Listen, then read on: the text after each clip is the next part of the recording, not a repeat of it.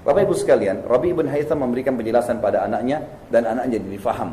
Lalu kemudian anaknya masuk. Kejadian ketiga di rumahnya, murid-muridnya bilang, wahai imam, kiai, nasihatin kami dalam masalah ibadah. Apa nasihat anda dalam masalah ibadah? Sholat, puasa, apa nasihat anda? Kata beliau satu kalimat, maknanya luar biasa, bobotnya sangat luar biasa. Dia bilang, alaikum bil asrar, rahasiakan amal soleh kalian. Itu aja. Udah sholat malam, diam. Tidak usah diekspos. Ada orang masuk ke kantor kerja, aduh pegel nih. Kenapa? Semalam tahajud. Untuk apa? Untuk apa Bapak Ibu sekalian? Kalau mau diceritakan kepada orang, ada saran saya begini. Kalau mau jalankan silakan. Siapa target anda untuk diceritakan besok sholat malam, datangin rumahnya jam 2 malam, ketuk, pasang sejadah, nih saya mau sholat, lihat ya. Nggak usah tunggu besok, repot-repot. Ngapain? Gitu kan? Rahasiakan. Kata Nabi Muhammad SAW dalam hadis riwayat Muslim, Inna Allah yuhibbut taqiyul ghani. Allah cinta dengan seorang hamba yang taqi. Taqi itu patuh sama Allah. Yang diperintahkan kerjakan, dilarang tinggalkan. Yang halal nikmatin, yang haram tinggalkan. Itu orang yang bertakwa. Dan ghani, kaya, suka berinfak, wal khafi, dan suka menyembunyikan, merahasiakan amal saleh. Tolong perbaikin poin ini ya. Saya sering sebarkan di pengajian saya. Kalau mau umroh sama haji, nggak usah pakai alamat acara walimah safar. Tahu nggak apa itu walimah? Ada yang tahu artinya? Ya, makanan, acara makanan untuk orang kawin, nikah. Itu walimah. Di Indonesia supaya ada bahasa Arabnya, dipakai walimah, tambah safar, perjalanan. Berarti acara makanan perkawinan untuk orang safar. Apa hubungannya? Saya pernah tanya di Jakarta sama jemaah saya, Bapak Ibu sekalian yang mau umrah mau haji nih, ngapain buat walimah safar? Coba jawab apa adanya. Untuk didoain Ustaz. Baik, kalau untuk didoain, Bapak Ibu keliru. Karena yang sedang mau ke Mekah, tempat Ka'bah, kiblat kaum muslimin, tempat diijabah doa, Anda yang doakan orang, bukan minta didoain. Untuk minta maaf Ustaz. Alasan yang kedua, saya bilang dalam Islam Bapak Ibu sekalian, jangan pejamkan mata kita malam hari kecuali sudah minta maaf sama semua orang yang pernah kita buat salah. Karena kalau meninggal ketemunya hari kiamat, gak bisa lagi di sini. Jangan tunggu kalau mau haji atau umrah, gak ada hubungannya. Nabi Muhammad SAW, kiai dan guru kita tidak pernah kalau mau umrah haji, ayo saya mau minta maaf, kumpulin orang, gak pernah. Apa alasan lain? Alasan lain Ustaz, nitipin keluarga. Gak ada urusannya. Apa hubungannya ditipin keluarga? Gitu kan? Lalu saya bilang begini, Bapak Ibu sekalian, apa bedanya antara orang yang buat walimah safar karena mau umrah sama haji dengan orang yang mau tahajud nanti malam, buat undang orang makan siang, lalu dia bilang doain ya saya mau tahajud nanti malam. Kira-kira bedanya apa? Ada bedanya gak? Gak ada bedanya. Sama saja. Nih saya mau umrah ya, tahu semuanya. Bahaya ini bisa riya. Kalau perlu berangkat tidak ada yang tahu, itu lebih baik. Kalau ada yang tahu pun kontrol, jangan sampai riya. Karena riya itu sedikit riya habisin pahala semua. Kita lagi nyumbang di masjid nih, tulis hamba Allah saja. Begitu dibilang haji fulan, haja fulan, mic-nya kedengaran di rumah, setan bisikin, tuh nama kau disebut. Iya ya, habis pahalanya. Ngapain? Untuk apa?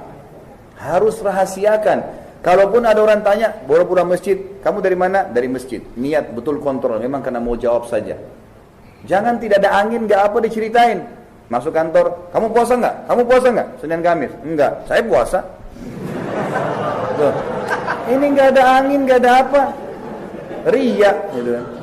Nggak boleh, diam aja. Abdullah bin Mubarak, ada seorang tabi'in yang lain, kalau dia lagi puasa Senin Kamis, puasa sunnah, gitu kan? Bapak Ibu sekalian, kalau dia kebetulan ada tamu datang ke rumah, dihidangkan makan sama dia yang tidak puasa, lalu kemudian dia bilang, ayo silakan untuk nunjukin kepada orang supaya tamunya mau makan, diambil sama dia, dimasukkan di mulutnya, terus seakan-akan dia ngunyah. Ayo makan. Lalu dia ke belakang rumahnya dibuang. Tetap puasa. Ini enggak, baru sedikit godaan, haus nih, setan bisikin, minum aja nggak apa-apa kan puasa sunnah, batal lagi. Kendor. Ingat, ibadah yang kita kerjakan, Bapak Ibu sekalian, ada dua kata kuncinya. Yang pertama harus dipaksakan. Kalau Bapak Ibu nggak paksain nih sholat tahajud, sampai mati nggak bakal tahajud. Dan masalahnya buku amal kita kosong terus dari tahajud. Nggak bisa, harus paksakan. Paksa diri untuk melangkah ambil tuh Quran di masjid atau di rumah, jangan dirak, ambil baca 10 menit, 15 menit, baru bisa. Kalau enggak sampai hari kiamat tuh tidak terganti-ganti. Mungkin 7 turunan, cucu kita juga tidak baca. Paksain. Sampai kapan Bapak Ibu nggak mau puasa Senin Kamis? Saya tanya, sampai kapan?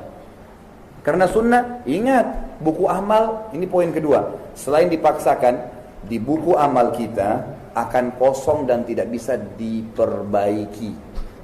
Begini contohnya, hari Kamis, Senin Kamis nih, kita rasa panas. Semua orang juga yang puasa rasa panas.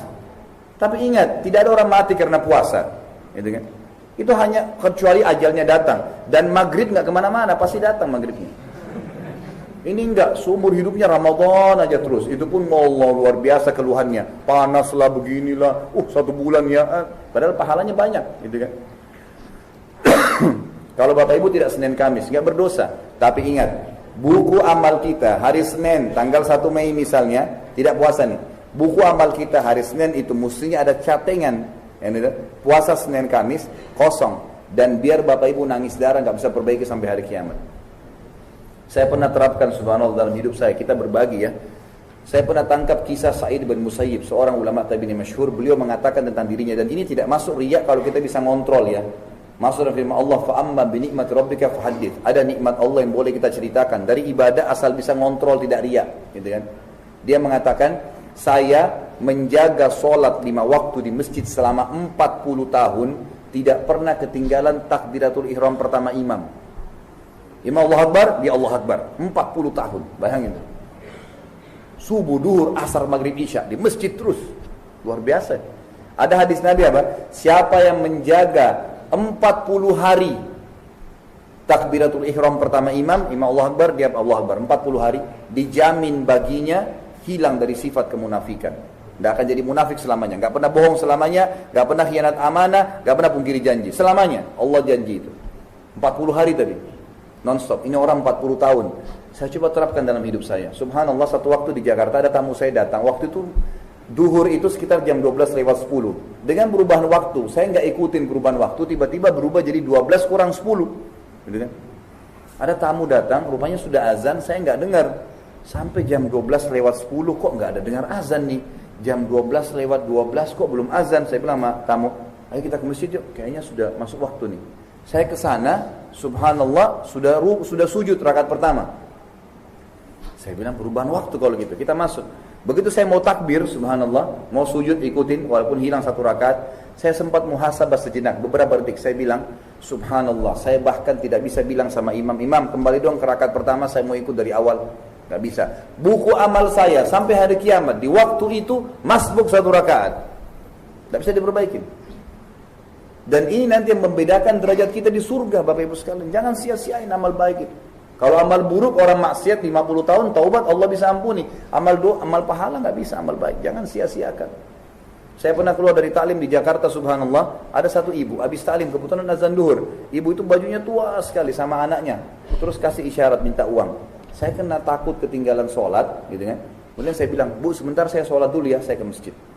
Selesai sholat sunnah, saya kembali, ibu itu sudah tidak ada.